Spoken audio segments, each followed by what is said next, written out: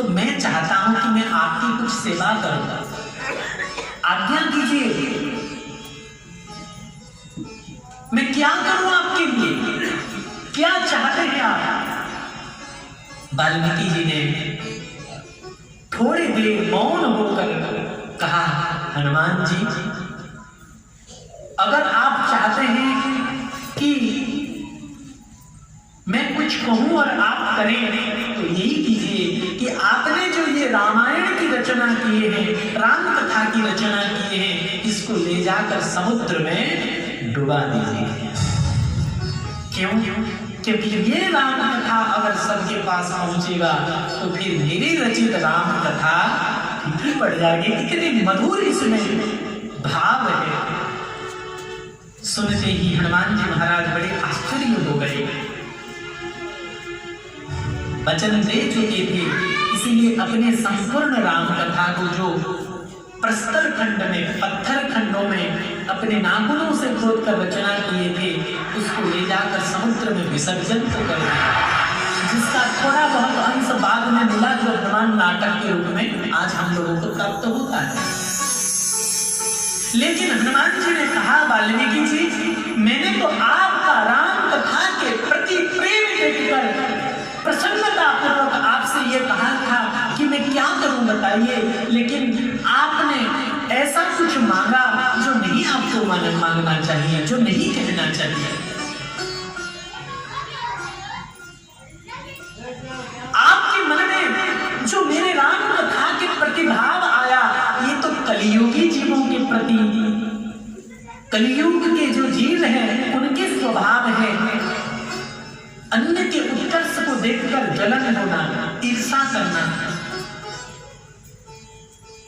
इसीलिए मैं आपको ये वरदान तो दिया था कि आप जो कहेंगे मैं करूंगा, और आपके वचनानुसार मैं मेरे राम कथा को समुद्र के जल में डुबा दिया। लेकिन मैं श्राप भी दे रहा हूं आपको कलियुग में मनुष्य बन के अवतार लेना पड़ेगा, आपको कलियुग में जन्म लेना पड़ेगा। और मैंने जिस भाव से ये राम कथा को प्रस्तुत किए थे, इसी भाव से आपके द्वारा वो राम कथा की रचना होगी, तो राम कथा सबको सुलभ होगा। इसीलिए आपको कलियुग में जन्म लेना पड़ेगा। वाल्मीकि जी प्रेम पूर्वक हनुमान जी के ये आदेश को, श्राप को स्वीकार किए और कलियुग में वही वाल्मीकि जी गोस्वामी तुलसीदास के रूप में प्रकट हुए। गोस्वामी जी का चरित्र आप सब लोगों को पता ही है।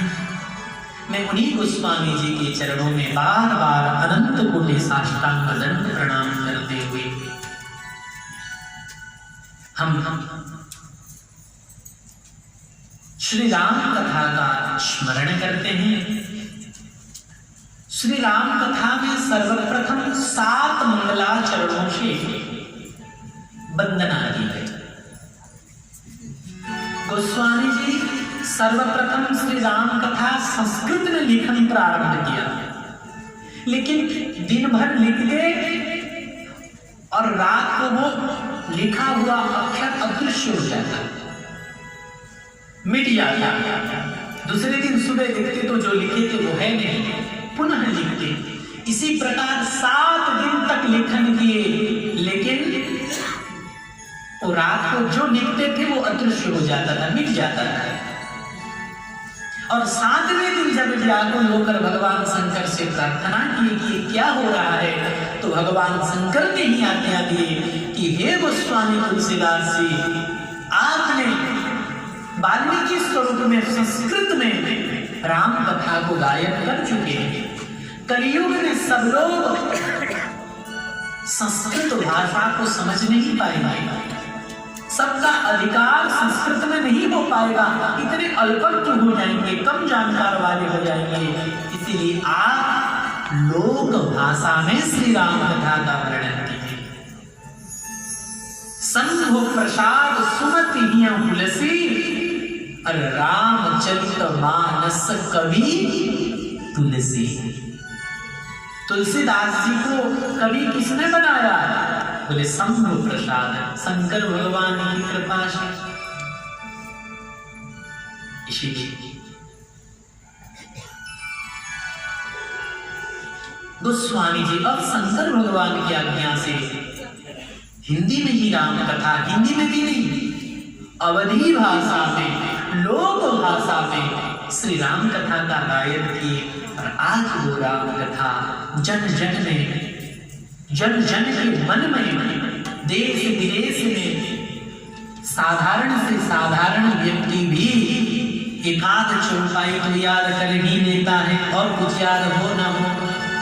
मंगल भवन मंगलहारी श्री राम जय राम, मंगल भवन अमंगलहारी श्री राम जय राम।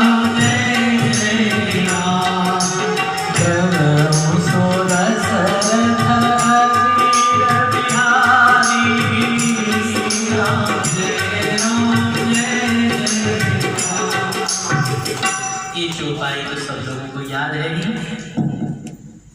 और श्री रामानंद सागर जी की कृपा से सब लोग श्री रामायण का जो टेलीविजन में प्रस्तुत रामलीला का दर्शन करते हैं, उनको एक दो चौपाई अवश्य ही याद है। हरि अनंत हरि कथा, बोलिए अनंता कहानी सुनई बहु विधि सब संस्कार।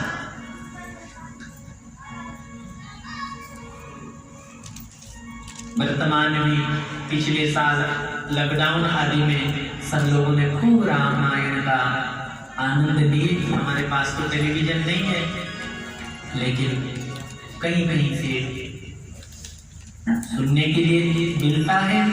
और सब लोगों को अवश्य ही श्री रामानंद सागर प्रस्तुत रामलीला का दर्शन करना चाहिए, क्योंकि एक भी दृश्य शास्त्र विरुद्ध वहां नहीं दिखाया गया।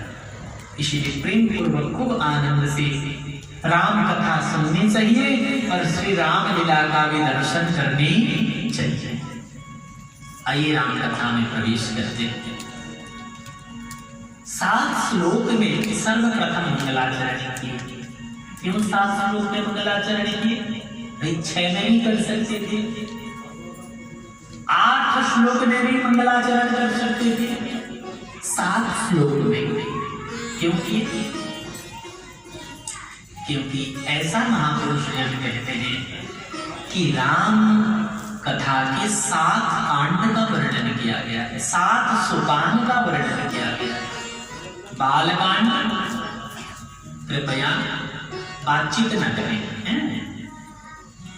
बालकांड, अयोध्याकांड, अरण्यकांड, किष्किंध्याकांड, सुंदरकांड, लंकाकांड एवं उत्तरकांड, ये 7 सोपान के सूत्र के रूप में मानो 7 श्लोक में मंगलाचरण। और कुछ संत ऐसा बताते हैं कि संगीत के 7 सुर हैं, सा रे गा मा पा धा नी, ये 7 सुर हैं। और श्री राम कथा को आप संगीत के इस 7 सुरों में किसी भी स्वर में गायन कर सकते हैं, 7 सुर से गा सकते हैं। इसीलिए मानो गोस्वामी जी ने 7 श्लोक में मंगलाचरण किया। कोई संत कहते हैं कि ये 7 समुद्र वाला जो पृथ्वी है, इस समग्र पृथ्वी पर राज करने वाले, जन जन के मन में विहार करने वाली ये श्री राम कथा होंगे। इसीलिए 7 श्लोक में मंगलाचरण। प्रथम श्लोक में श्री गोस्वामी जी कहते हैं, वर्णानाम अर्थ संहार रसानां छन्दसाम् अपि मङ्गलानां च कर्तारो वन्दे वाणिविनायको। अक्षरों, अर्थ समूह, रसों, छंदों और मंगलों की करने वाली जो सरस्वती जी और गणेश जी हैं, मैं उनकी वंदना करता हूं। प्रथम वाणी विनायक की वंदना। लेकिन इसी श्लोक पर थोड़ा बहुत हम लोग भी चिंतन करेंगे। इस श्लोक के प्रथम अक्षर क्या है? वह वर्णानामर्थ संधानां रसानां छन्दसाम् अपि। प्रथम अक्षर है व। और रामचरितमानस के अंतिम अक्षर क्या है पता है? ब। ते संसार पतंग घोर किरणे दह्यन्ति नो मानवाः। राम कथा के प्रथम अक्षर, रामचरितमानस के प्रथम अक्षर है व और अंतिम अक्षर है व। क्यों? क्योंकि वह है अमृत बीज। जैसे क्लीं कान बीज है, इसी प्रकार वह अक्षर अमृत बीज है। अमृत बीज है। इसी से गोस्वामी जी हम सबको ये संकेत करते हैं कि रामचरितमानस के प्रथम अक्षर से लेकर अंतिम अक्षर तक अमृत ही अमृत है। यहां कुछ भी त्याज्य नहीं है। कुछ लोग कभी कभी अपने को ज्यादा जानकार समझकर राम कथा में भी सुधार कर लेते हैं। कोई कोई तो ये कहने में संकोच नहीं करते तो गोस्वामी जी को ऐसा नहीं लिखना चाहिए, ऐसा लिखना चाहिए। ऐसा भी जब जरूर ही ऐसा समझना चाहिए कि उनको अपने ज्ञान का अपच हो गया है। क्या कहेंगे उसको? अपनी जानकारी का, अपने पंडिताई का अजीर्ण हो गया है, यही मानना चाहिए। और क्या मान सकते हैं? ये रामचरितमानस के एक अक्षर की त्याज्य नहीं है। हम लोगों के समझने में कमी है, राम कथा में कमी नहीं है। समझना चाहिए। और कहां समझ में आएगा? आप चाहे कितने ज्ञान आहरण कर लीजिए, राम कथा को समझ नहीं पाएंगे। गरुड़ जी कौन है? साक्षात भगवान के वाहन है कि नहीं? हरिजान है और सदैव भगवान के निकट रहने वाले हैं, भगवान के पास रहने वाले हैं। देखिए एक बात बता दूं, ज्यादा निकट में रहने वालों के पास एक दोष हो जाता है, दोष आ जाता है। क्या? उसको कहते हैं निकटता वाला दोष, नैकट्य दोष।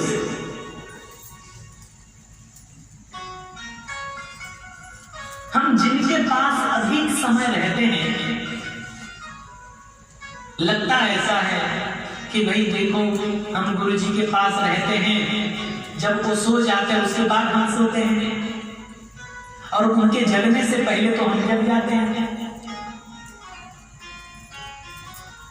और उनसे ज्यादा माला हम भी फेर लेते हैं, उनके जैसे तिलक चंदन तो हम भी लगा लेते हैं, उनके जैसे पूजा पाठ तो हम भी कर लेते हैं, उनके जैसे। तो फिर ऐसा कभी कभी लग जाता है, हम में और उनमें भेद क्या है, कमी क्या है, हम में फिर कमी क्या है? इसको कहते हैं नैकट्यता वाला दोष। गरुड़ जी सदैव भगवान के निकट रहने वाले उनके वाहन हैं, लेकिन जब लंका के रण मैदान में भगवान नागपाश से बंधकर पड़े थे, गरुड़ जी आए मुक्त करने के लिए, आए कि नहीं आए? तो आते ही भगवान नागपाश से मुक्त हो गए। भगवान बंधन से मुक्त हो गए। भगवान तो बंधन से मुक्त हो गए, लेकिन गरुड़ जी स्वयं बन गए। किससे बन गए? बोले संशय से बन गए, संशय से फंस गए। क्या संशय आ गया? बोले यही भगवान है जिनको एक नाग अपने पास में बांध लेता है, मेरे आने से वो नाग पास से बंधन से मुक्त होते हैं। क्या यही भगवान है? मन में संशय आया, और ज्यों ये संशय आ गया, जो संशयी व्यक्ति होता है वो चैन से रह नहीं पाता, बेचैन रहता है, परेशान होता है, विकल होता है, शांति नहीं प्राप्त कर सकता। संशय व्यक्ति बेचैन होकर जा रहे थे नारद जी के पास। नारद जी से अपने समस्या बताए कि मुझे संशय है कि राम क्या भगवान है। नारद जी हंसने लगे। गरुड़ जी आपको भी लग गया क्या? बोले माया जही बहु बार नचावा मोही। भगवान की जिस माया ने मुझे भी बहुत बार नचा लिया। उस सब जग को रही नचाए, हरि माया जादू करनी। सब जग को रही नचाए, हरि माया जादू करनी। सब जग को जादू करनी। सब जग को रही नचाए, हरि माया जादू करनी। हरि माया जादू करनी, हरि माया जादू करनी। हरि माया जादू करनी, हरि माया जादू करनी। हरि माया जादू करनी, हरि माया जादू करनी। हरि माया जादू करनी, हरि माया जादू करनी। ये तो अद्भुत खेल रचाया, हरि माया जादू करनी। अद्भुत खेल रचाया,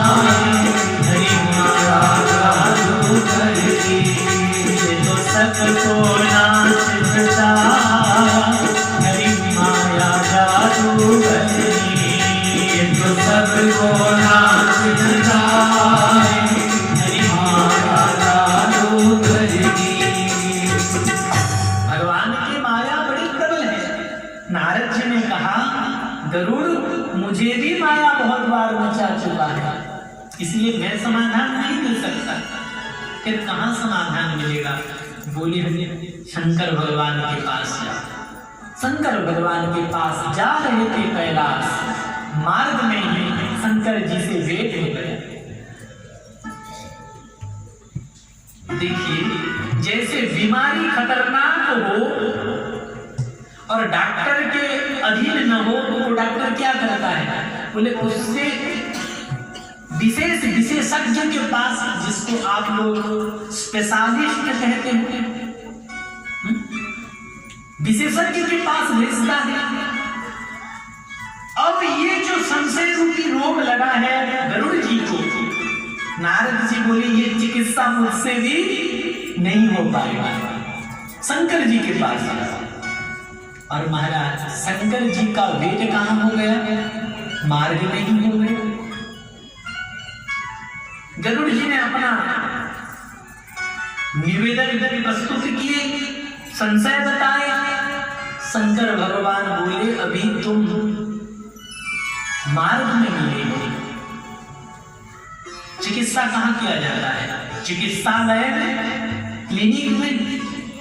बोले तुम तो बीच रास्ते में मिले हो, मेरे से भी तुम्हारा उपचार वर्तमान नहीं हो सकता। सबसे अच्छा होगा ये संशय दूर कब होता है?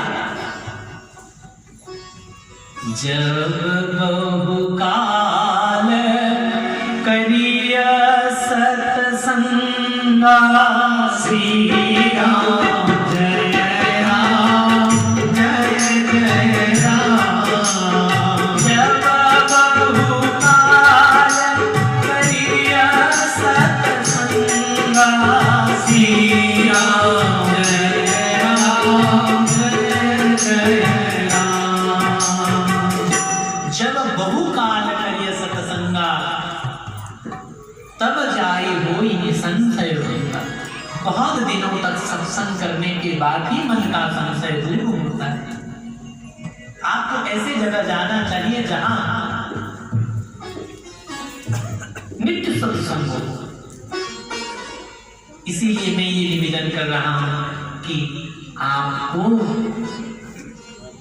नीलगिरी पर्वत जाना चाहिए श्री कागभूषण जी के पास। और आप भी पक्षीराज हो और कागभूषण जी भी पक्षी। पक्षी एक पक्षी की भाषा को ठीक से समझ सकता है। संशय कब होता है? जब मन में अहंकार आ जाता है। और आप पक्षियों का राजा होते हुए एक कौवा के पास जाकर राम कथा सुनेंगे तो अवश्य ही आपके मन की जो अभिमान है वो दूर होगा और श्री राम कथा ढंग से आपकी समझ में आएगी। आप कागभूषण जी के पास जाइए। गरुड़ जी ज्यों ही कागभूषण जी के आश्रम में आए हैं, अभी सुने नहीं हैं, ज्यों ही आए हैं आते ही मन के संशय दूर हो गया। देखिए ये है संतों की महिमा, उनके भजन की महिमा। आश्रम में आते ही मन का समस्त प्रकार का संशय दूर हो गया।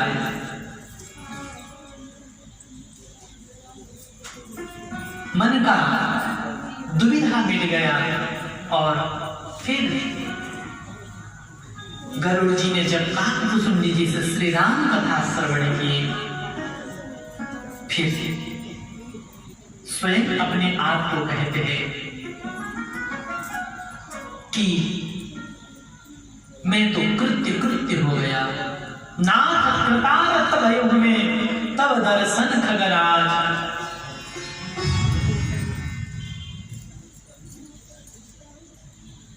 कुछ स्पष्ट लग रहा है? तो कमरे को ले जाइए, कमरे में विश्राम करें।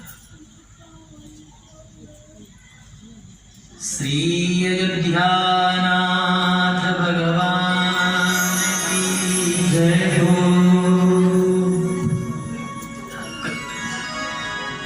कमरे में एक बार विश्राम करा दीजिए। और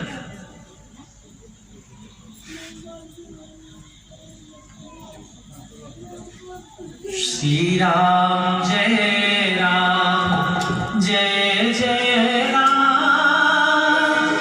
श्री राम जय राम जय जय राम। श्री राम जय राम जय जय राम। श्री राम जय राम जय जय राम। श्री राम जय राम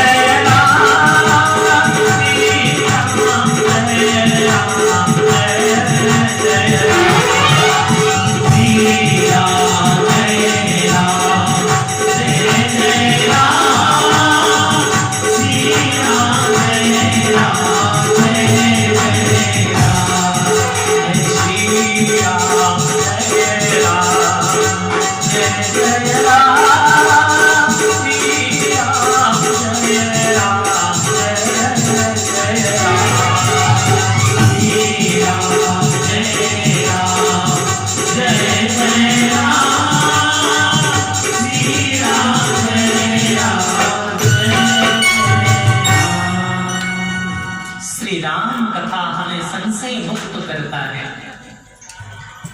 गरुड़ जी कृत्यता का अनुभव किए। राम कथा की आदि से लेकर राम कथा के विश्राम तक केवल अमृत ही अमृत है। धन्यास्ते कृतिनः पिबन्ति सततम श्री राम नामामृतम। राम नाम में अमृत है। हम राम नाम लिखने से, राम नाम जपने से एक शांति की अनुभूति क्यों होती है?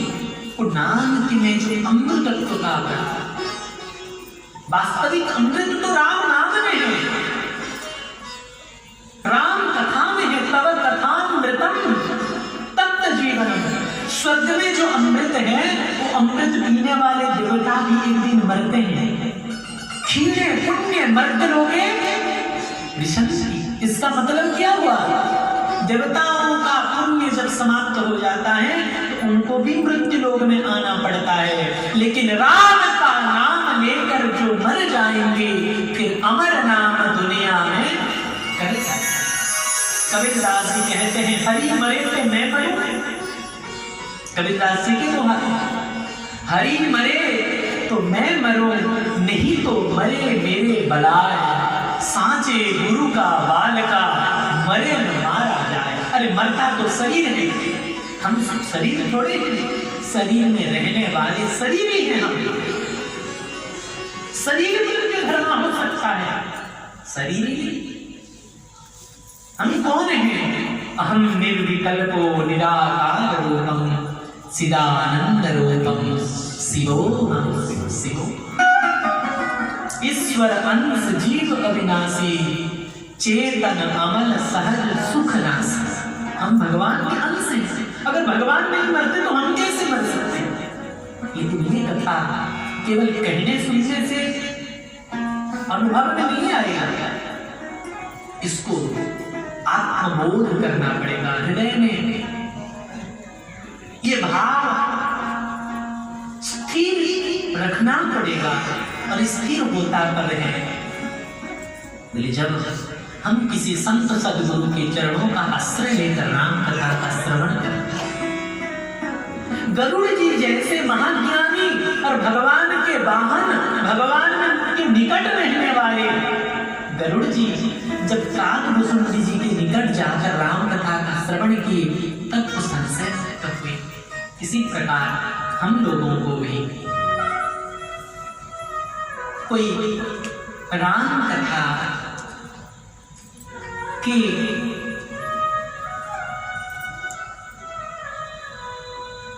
रस में डूबने वाला व्यक्ति को, राम कथा जिनका प्राण हो, राम कथा जिनका सर्वस्व, दुष्ट कथा।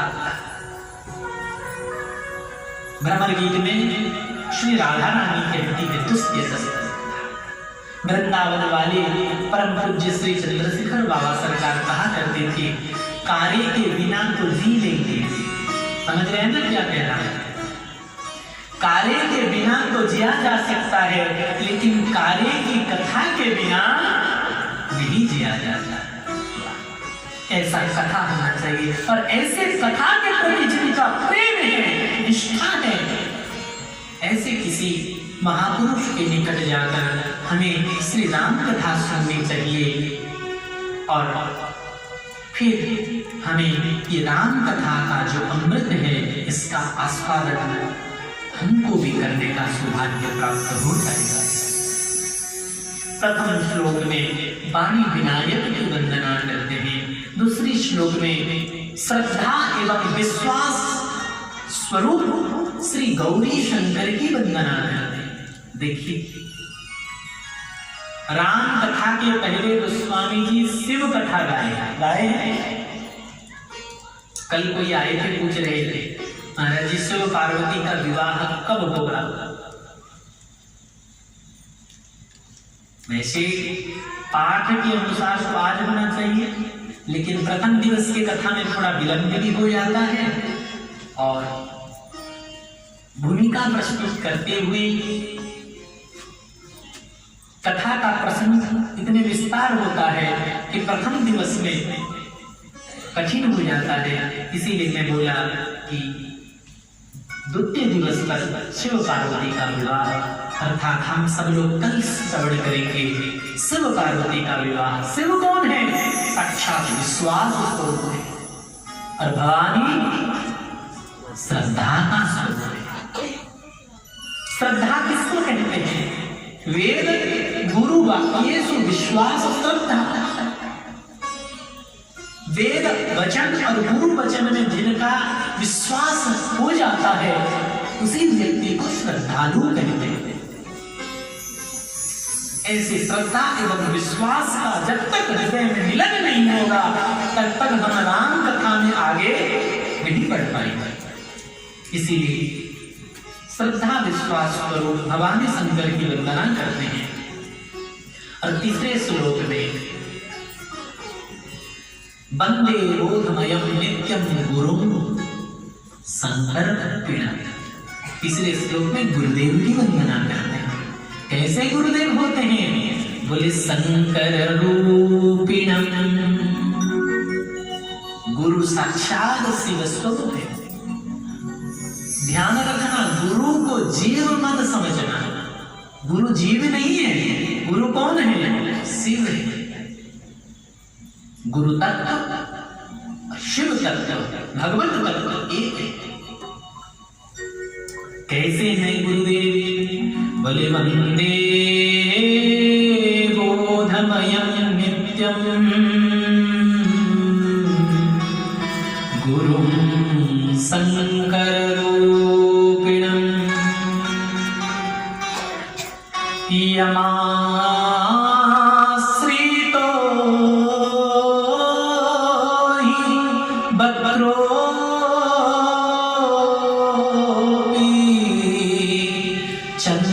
सर्वत्र वंद्यते। टेढ़ा चंद्रमा भगवान शंकर के मस्तक पर दूध की चंद्रमा। शंकर जी के मस्तक पर पूनम की चंद्रमा नहीं, दूध की चंद्रमा, अर्ध चंद्रमा, टेढ़ा चंद्रमा। लोग जब दुष्ट होता है तो कहते हैं अरे बच के रहना उससे, भारी बहुत टेढ़ा आदमी है, कहते कि नहीं?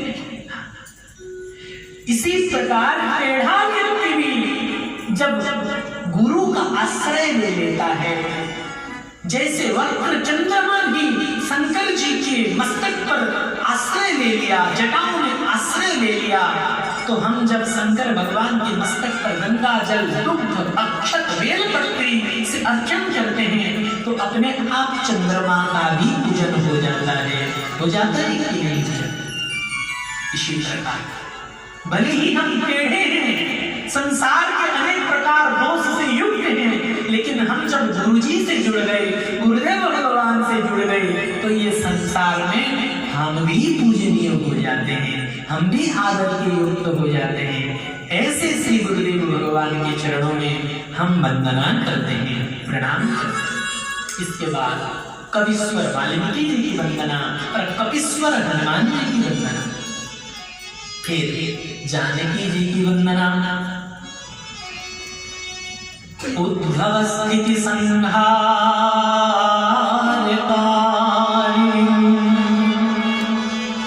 क्लेश हारिणी सर्वश्रेयस्करीं सीता न तो हम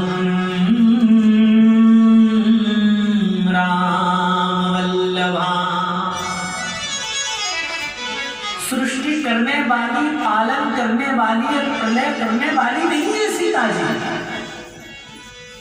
सृष्टि, पालन और प्रलय के हेतु में, अर्थात सृष्टि स्थिति और प्रलय का जो कारण होते हैं, मूल प्रकृति है, श्री राम जी के हृदय श्री राम वल्लभा ने, जिनके स्मरण से संसार के समस्त क्लेशों का निवारण हो जाता है। सबसे बड़ा क्लेश क्या है? बार बार जन्म लेना और बार बार मरना, यही तो सबसे बड़ी समस्या है।